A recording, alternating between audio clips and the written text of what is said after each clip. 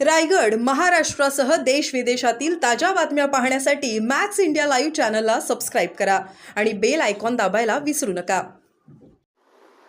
भारताने cease fire केलं आणि त्याच्यात अमेरिकेची मध्यस्थी. म्हणजे सिमला करारामध्ये ठरलं होतं की कुठलाही त्रयस्थ जो आहे तो आम्हाला मान्य असणार नाही, आमचा प्रश्न आम्ही सोडवू. मग आता अमेरिका आमचा ताता झाला का?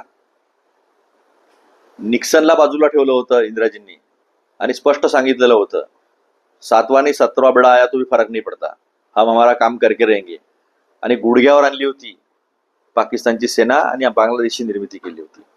आज सैफुल्ला, पहलगामचा मास्टरमाइंड जिवंत, हाफिज सईद जिवंत, अझहर मसूद जिवंत, सलाउद्दीन जिवंत. फक्त सिमेंट विटाची इमारत पडली म्हणजे संपवलं असं आहे का? पाकिस्तान मान्य करताय का? ज्या 4-6 लोकांनी पहलगाम मध्ये आमच्या मायमाऊलींना विधवा केलं, त्यातला एक तरी पकडला गेला का?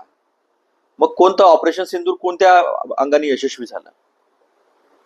काय पाकिस्तान घुटण्यावर आला का? काय पाकिस्तानचं आपण बिघडवलं? काय पाकिस्तानला आपण माघार घ्यायला लावली? आमचं स्पष्ट म्हणणं आहे की इंटेलिजन्स फेल्युअर झालं पहलगामच्या पहिले, लोकल पोलीसचं इंटेलिजन्स फेल्युअर झालं, याची जबाबदारी अमित शहानी घेतली पाहिजे.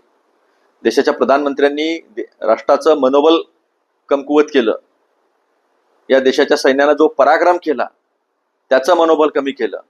या दोघांनीही राजीनामा द्यायला पाहिजे. सगळ्यात पहिले राजीनामा द्यायला पाहिजे. सगळ्या फ्रंटवर अपयशी ठरलेले आहे आणि लवकरात लवकर सर्वदलीय बैठक बोलवली पाहिजे. प्रधानमंत्र्यांनी त्या बैठकीला पाठ दाखवण्याचं काम नाही, ते त्यांनी स्वतः अध्यक्षतेखाली केली पाहिजे.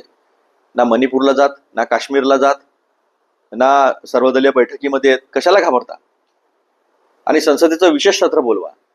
या देशाचं मनोबल वाढवण्याची गरज आहे. या देशाला धन्यवाद देण्याची गरज आहे की सगळे एकत्र राहिले, जात पात धर्म प्रांत भेद विसरून. या देशामध्ये कुठला पक्ष नव्हता राहिला, सगळा देश एक म्हणून एकत्र राहिलेला होता.